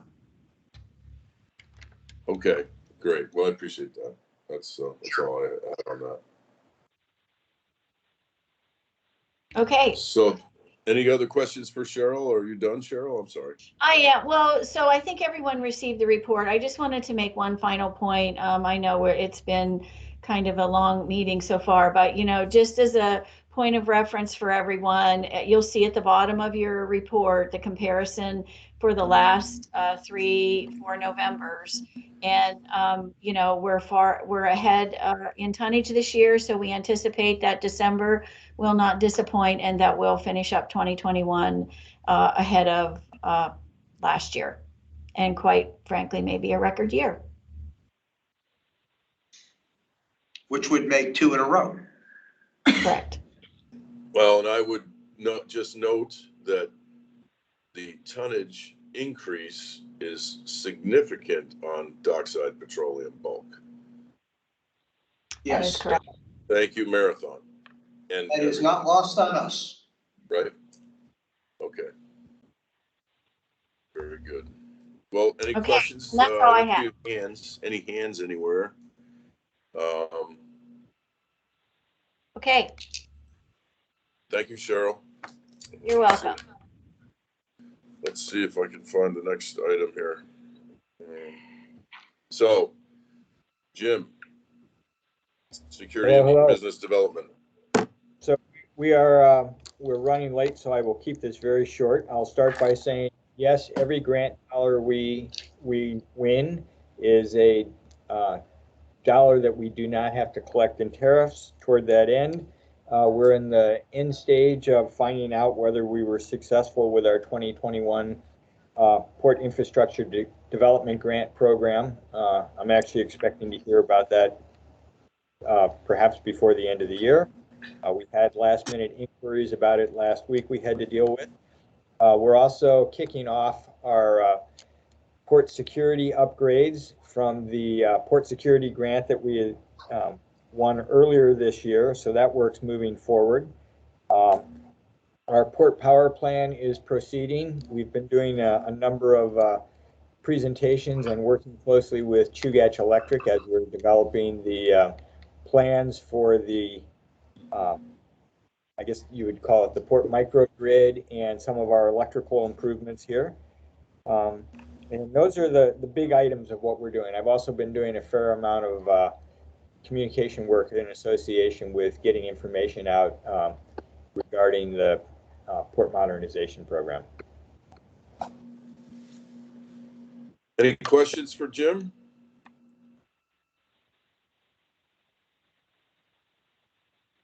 I just saw that Travis Trisk had to leave the meeting. I appreciated his input. Hearing no questions for Jim, I guess we can close that portion of the informational items out unless there's something any of the commissioners had a question on. Okay, then old business, according to the agenda, we have none to close, and new business, we have none to introduce unless one of the commissioners has a business item they would like to bring up. And we have gone long today, so I think we can keep moving along. Let's see. Commission actions for introduction and consideration is the next one on here. You have any of those, Steve? Because I'm not aware of any. No, and this is usually where if you guys have an initiative you want to introduce, we'll listen to it. But we have nothing to suggest either. I think for initiatives or consideration of things that we've already talked about, you know, and kind of rubbed the hair off a little bit, but yes, it's wonderful that the judge ruled in our favor. A ruling is never quite as good as, you know, receiving your judgment award. So we might be looking at long-term appeals, etc. But as I said, you know, I think as commissioners, if we can reach out to our congressional delegation, our state legislature, and, you know, just reinforce, as Steve has said, that yes, we're receiving we may receive some money, but we still are seeking funding to keep the modernization program going. That would be one thing I would propose for consideration, just as commissioners, if you get the chance. We have, the next item is public comments. Did anybody sign up for public comment? Because Jim, I don't know who will do this, but normally under Robert's rules and under the Meetings Act, if you're going to give public comment, you have to sign up ahead of time. I'd like to refrain from a free-for-all on public comment this meeting. Since we didn't have a chance to sign up, maybe we'll do that. Is there anyone, any guests at the meeting, any public that would like to make a comment? Please raise your hand so we can see it.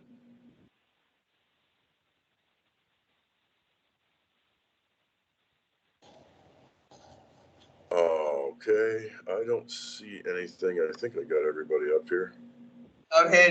And Ron, this is Steve. Before we leave this point, process-wise, how do you suggest we do this going forward? Because I appreciate the suggestion and I think it's a good idea. Do you want folks to sign up when we send out the meeting invitations? And let us know that far in advance if they want to make public comments? Or do we do something in the chat? Or when we finally can all get back in the same room, do we just have a sign-up sheet? Well, in the room, we would have a sign-up sheet for sure. And public comment, normally in you know, when you're meeting in person, there's a sign-up sheet. That's when you sign up. And if we could make some sort of a digital sign-up sheet, I would think if anybody that receives Jim's invitation and the team link could email back and state that they would like to make public comment, but we can't close it until we actually meet. Sure. Yeah. This is Jim. That would be the easiest way. We already give an email address for them to respond to if they want a specific invite. We can also add a line about if they want to make a public comment. Great. I apologize to anybody that's on the phone who cannot raise their hand. If you're on the phone only, please, this is your chance to speak up if you have a public comment. Yeah, this is Brad. Ron, I just wanted to say congratulations and welcome aboard to all the new commissioners, and looking forward to seeing some progress. Glad to hear we got some movement on the litigation and looking forward to keeping an eye on how things progress. So thank you, everybody, for all the years together. Appreciate it. Well, thank you, Brad. We certainly appreciated your input and stewardship on the commission all these years, and happy you called in today and texted me about people on the phone who couldn't raise their hand. Anybody else want to say anything to Brad? I think Casey Sullivan's got his hand raised. Okay, there it is. Yeah.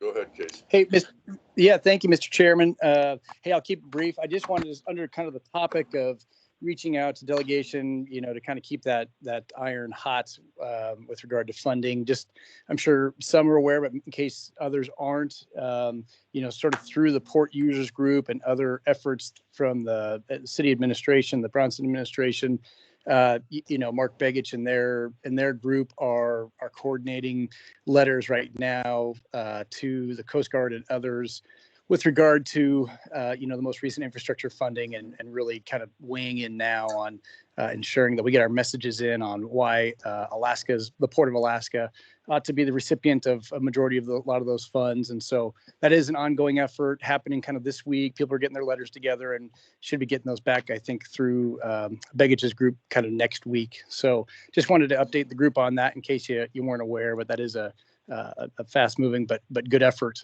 on behalf of the port. Thank you, sir. Thank you, Casey. Anyone else want to make a public comment before we move on?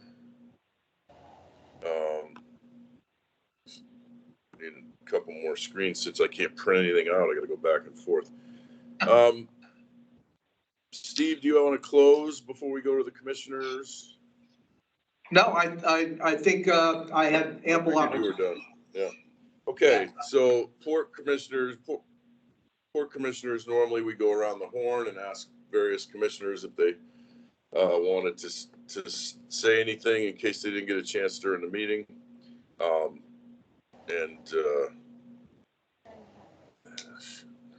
I wanted to actually say something, but I can't find it. So I'm going to ask Paul, who comes up first, or actually, let's go with Garrett, Vice Chair Garrett, and I'll work around the room. Do you have any comments, Garrett?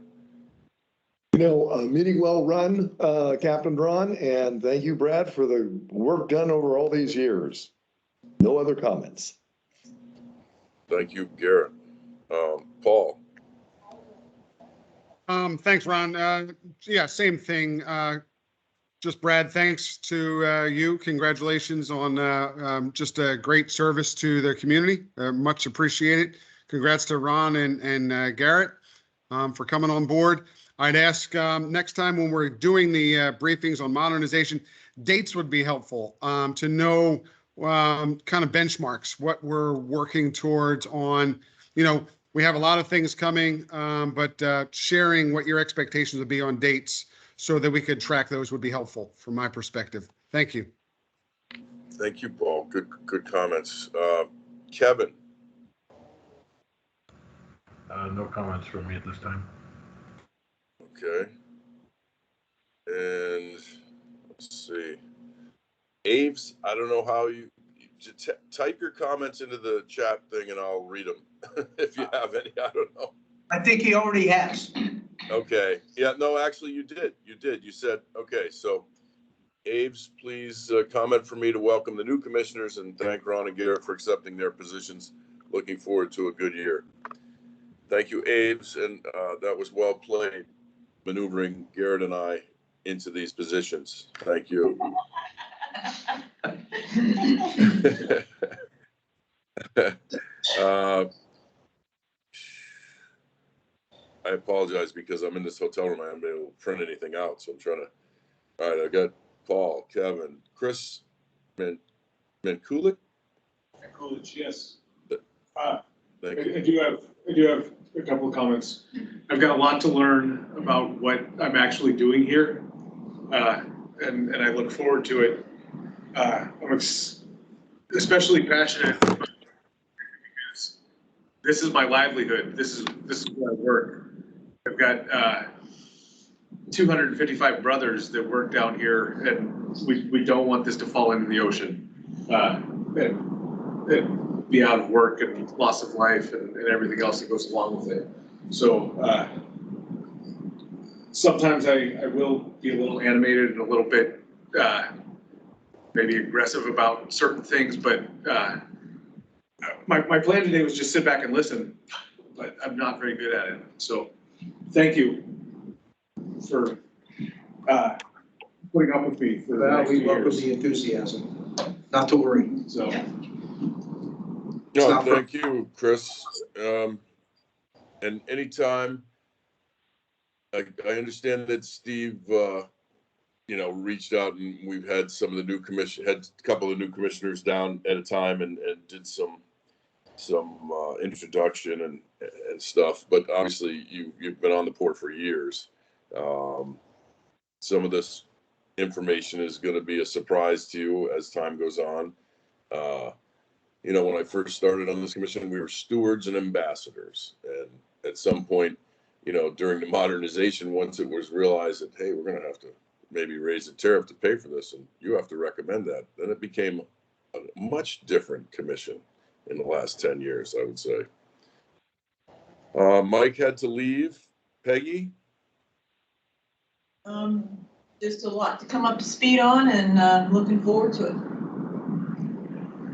Well, as I said to Chris, please reach out to us. I mean, we're allowed to text and email and even speak on the phone as long as there's less than 3 of us, so we don't violate the Public Meetings Act, right?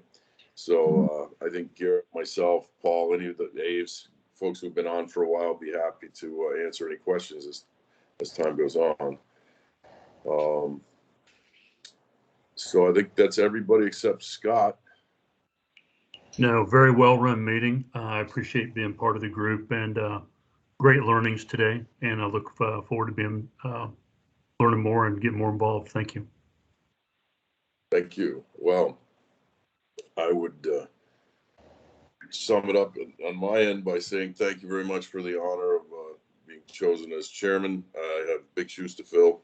Brad was very knowledgeable, been around here a long time. And Brad and I used to ride his tugboat to get my trips in the inlet close to 30 years ago. I just want to thank Brad and the other commissioners who served here, with distinction over the years.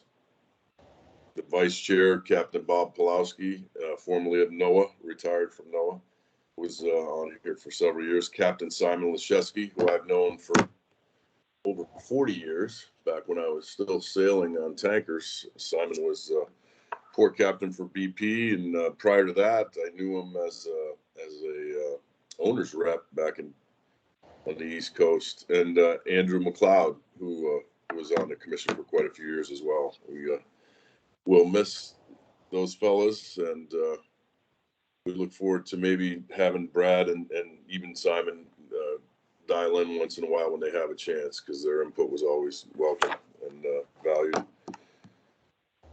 With that, I think we're at the end. We want to set a next meeting date.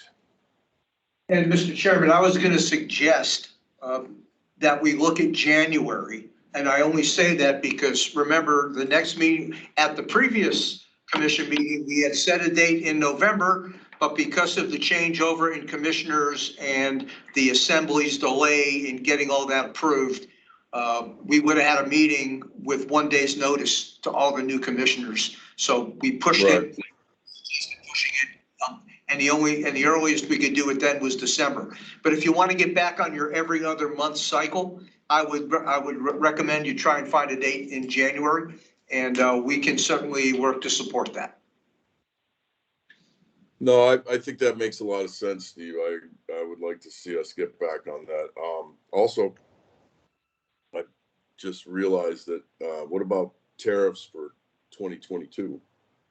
We're going to be looking at that. Well, and I'm beginning to sound like a broken record, but I'd like to think with a lot more confidence than I have so far that that would be the predominant agenda item if we meet in January. where the municipality is on this is Travis has a plan. Travis has to brief the plan to the mayor. And once we get that kind of high level approval at City Hall, just like we did the last time we went through the tariff iteration, then we'll put it on the Port Commission agenda so you guys can get a look at it and approve it to get it into the assembly as soon as possible. I think there's a pressing need to do something by January the 1st, 2022. There's a plan of finance that has given the port the flexibility and because we have a line of credit. If there's something that we have to reach into a pot of money for sooner rather than later, then we'll dip into that line of credit. And if we do that, then it's an interest-only payment, which we have plenty of budget to be able to support. And that'll buy us the time to do this reasonably and timely, because anybody we're going to levy a new charge on is going to have to talk to their customers too. And you certainly don't want to put box people in a corner to be able to do that. So, but that's the long way of saying, of answering your question by saying, I think if we meet in January, the city will be prepared to present what they're recommending as the plan of finance going forward. Well, I would hope that we would see it ahead of time. And so with that said, I'm happy to choose a date, but if we don't have any information, I would propose that we postpone said date until we do have something to look at. And as you know, that's kind of sort of why we pushed this thing a couple of times, waiting for that. And I'll for the new commissioners, what we always try to do is get to you something that critical at least 4 or 5 weeks in advance, so that you can reach back to us with questions you might have. And as Ron mentioned, we've got this Public Meetings Act. We call a Port Commission meeting to talk about this, then it's got to be publicly noticed and yada, yada, yada. But if you guys have questions and you want to reach back to us in the interim so we can answer them and so that you feel comfortable when it comes time to formally talk about it at a meeting, we're wide open to doing that anytime. And that's the walking into this thing. With that said, what do we say the 19th of January? How does that look on everyone's calendar? I know we're all busy professionals. Take a quick look. I think Abe's just popped up saying any Wednesday except the 19th. Okay, well, not that the 12th is not my favorite date either. I got something happening there, so it wouldn't be bad to push it. 26. 26 has sounded better all the time. Yeah. I will not be available on the 26th.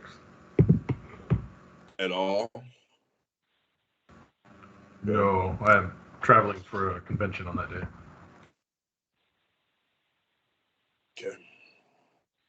February 2nd. Anybody else unavailable? Well, then we're into February. But, I mean, that might not be terrible in that we're not sure what it's going to take to get us the information. If we will get it out to you as soon as we get it ourselves, and it's got the stamp Well, of that still approval. doesn't mean we won't get it the night before. I mean, it's happened before. We'll get it late. Yeah. Well, I'll promise you this: if we're within 3 weeks of that meeting date and we don't have it, then I will reach out to you and to Garrett, and we can push this. Well, why don't we try February 2nd? Anybody have an issue with February 2nd? No, I'm good. Give me the thumbs up. Works for me. Scott, okay. Kevin? February 2nd works, yes. Kevin and Mackey? Okay, sounds good. Perfect. February 2nd, tentative date for the next meeting. And then, like you say, Steve, if something comes up and we're not gonna have things even by then, just reach out and we can work with it. We'll adjust. Unless somebody has something else that I have not. Okay, I would entertain a motion to adjourn. I'll make a motion to adjourn. Okay, we have a motion is seconded. Any opposed? Hearing none. Thank you very much, everyone. Have a good evening. Thanks all. Merry Christmas, everybody. Holidays. Thank you.